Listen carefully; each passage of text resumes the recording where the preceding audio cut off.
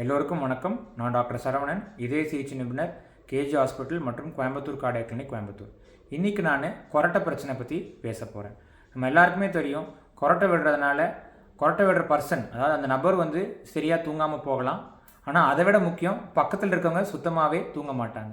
So இந்த கொரட்டை பிரச்சனை என்னென்ன காரணங்கள் அப்படிங்கன்னு பார்க்கணும். நம்ம வெளிநாட்டிலலாம் கேள்விப்பட்டிருப்போம், கொரட்டை டைவர்ஸ்க்கு ஒரு முக்கியமான காரணமாக கருதப்படுது. நம்ம இப்போ இந்த கொரட்டை எதனால் சார் வருது அப்படின்னு பார்த்தோன்னா, முதல் காரணம், மிக முக்கியமான காரணம், உடல் பருமன் அதிகமாக இருக்கிறது. So obesity, especially middle age obesity. So அதாவது நடுத்தர வயதில் உடல் எடை கூடுறது. இதான் நம்ம நிறைய பேரில் பெரும்பாலானோருக்கு காமனாக நடக்கிறது. சின்ன வயசில் எல்லாரும் சொல்லுவாங்க, சார் கல்யாணத்துக்கு முன்னாடி ஒல்லியாக இருந்தேன், கல்யாணத்துக்கு அப்புறம் தான் குண்டாயிட்டேன்னு. ஸோ இந்த நடுத்தர வயதில் உடல் எடை கூடுறது, மிடில் ஏஜ் ஒபிசிட்டி இந்த கொரட்டை வர்றதுக்கு ஒரு முக்கியமான காரணம்.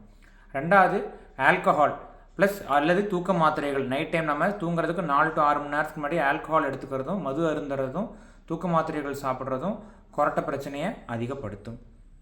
மூன்றாவது, சைனஸ் பிரச்சனைகள், அடினாய்ட் பிரச்சனைகள், இல்லை நம்ம ஃபேரிங்ஸ்னு சொல்கிற அப்பர் ஏர்வே, நம்ம மூச்சுடுற குழாயோட மேல் பகுதியில் சில கட்டிகளோ டான்சில்ஸோ அடினாய்டோ இருந்தாலும், சைனஸ் பிரச்சனை இருந்தாலும் அதனாலையும் கொரட்டை பிரச்சனை வரும்.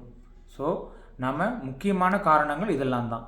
இந்த கொரட்டையால் என்ன சார் பிரச்சனை வரும் அப்படின்னு பார்த்தீங்கன்னா, இந்த கொரட்டை பிரச்சனை நம்ம எப்பயுமே அந்த கொரட்டை விடுற சவுண்டு மட்டும் தான் நமக்கு கேட்போம்.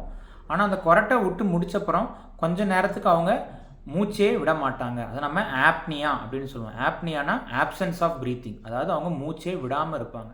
இந்த ஆப்னியா சமயங்களில் என்ன ஆகும், மூளைக்கு போகிற ஆக்சிஜன் குறைஞ்சிரும். இது நம்ம ஹைபாக்சியா அப்படின்னு சொல்லுவோம். அதாவது கொரட்டை சத்தம் நல்லா விடுவாங்க, கொஞ்ச நேரத்துக்கு மூச்சே விட மாட்டாங்க.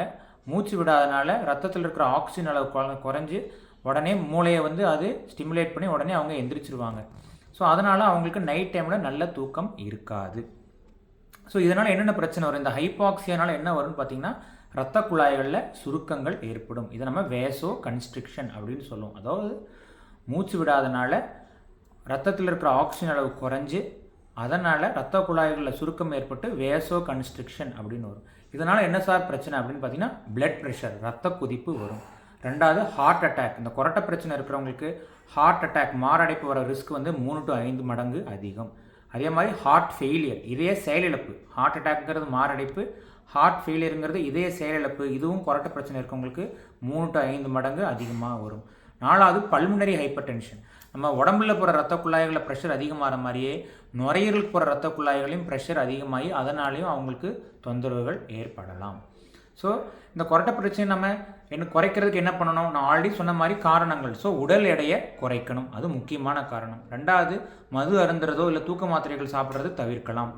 மூன்றாவது, இந்த சைனஸ் ப்ராப்ளம், அடினாய்ட் ப்ராப்ளம், இந்த மாதிரி பிரச்சனைகள் இருக்கிறத நம்ம சரி செய்யலாம்.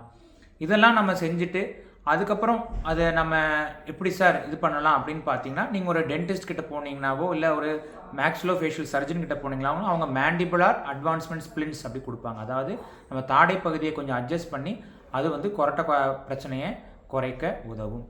இதை தாண்டி சிபேப் அப்படின்னு ஒரு மிஷின் இருக்குது. அது நைட் டைமில் நம்ம ஆக்சிஜன் நமக்கு கொடுக்கும். அது நம்ம கொரட்டை பிரச்சனையை ஓரளவுக்கு கண்ட்ரோல் பண்ண உதவும். முக்கியமாக நான் சொன்னேன், ஹைபாக்சியா, ரத்தத்தில் ஆக்சிஜன் அளவு குறைக்கிறத இந்த சிபேப் மிஷின் தடுக்கும். இதை தாண்டி சர்ஜரிஸ், ஊலோபெலட்டோஃபேரஞ்சியோபிளாஸ்டி, யூபிபிபின்னு சொல்லுவோம். இந்த மாதிரி ட்ரீட்மெண்ட் ஆப்ஷன்ஸ் அவைலபிள் இருக்குது. பட் அதை நம்ம ரொம்ப ரேராக தான் செய்கிறோம். காமனாக நம்ம என்ன சொல்லுவோம், உடல் எடை குறைக்கிறது, மது அருந்துறதை தவிர்க்கிறது, தூக்க மாத்திரைகளை தவிர்க்கிறது, நேராக படுக்காமல் ஒரு பக்கமாக திரும்பி படுத்துக்கிறது, அப்புறம் இந்த மேக்ஸிலரி டிவைசஸ், நான் சொன்ன டென்டிஸ்ட் கிட்ட போய் இந்த ஸ்பிளிண்ட், இந்த மாதிரி இதுதான் நம்ம ஃபஸ்ட் லைனாக ட்ரை பண்ணுவோம்.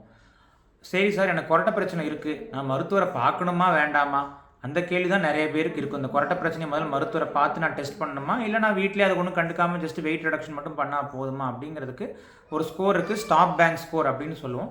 இது ரொம்ப சிம்பிள். ஸ்னோரிங், அதாவது நீங்கள் விடுற கொரட்டை உங்கள் பக்கத்தில் இருக்கவங்க தூக்கத்தை கெடுக்குது, இல்லை உங்கள் ஒரு கதவு சாத்தி இருந்தாலும் அந்த கதவை சத்தத்தை தாண்டி பக்கத்தில் ரூமில் இருக்கவங்களுக்கு கேட்குது. ரெண்டாவது, நீங்கள் காலையில் டைமில் டயர்டாகவே இருக்கிறீங்க.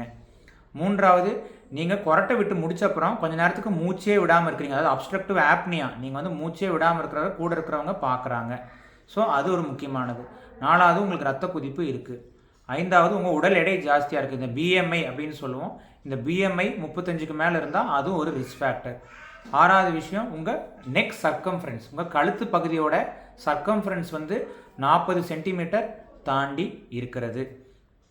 ஸோ இந்த மாதிரி ஃபேக்டர்ஸ் எல்லாம் வந்து இருந்தால் 3க்கு மேலே இருந்தாவே நீங்கள் கட்டாயம் வந்து மருத்துவரை பார்த்து உங்கள் ஆலோசனை எடுத்துக்கணும். ப்ளஸ் ஆண்களாக இருந்தாலும் உங்கள் வயசு 50 வயசுக்கு மேலே இருந்தாலுமே கொரட்டை விடுற பிரச்சனை வர வாய்ப்புகள் அதிகம். ஸோ இந்த ஸ்டாப் பேங்க் ஸ்கோரை பார்த்து அது உங்களுக்கு 3க்கு மேலே இருந்தால் கட்டாயம் மருத்துவரை பார்த்து மருத்துவ அறிவுரை பெற்று நீங்கள் உங்கள் கொரட்டை பிரச்சனையை ட்ரீட்மெண்ட் பண்ணணும். இதயம் காப்போம், உயிர் காப்போம். நன்றி, வணக்கம்.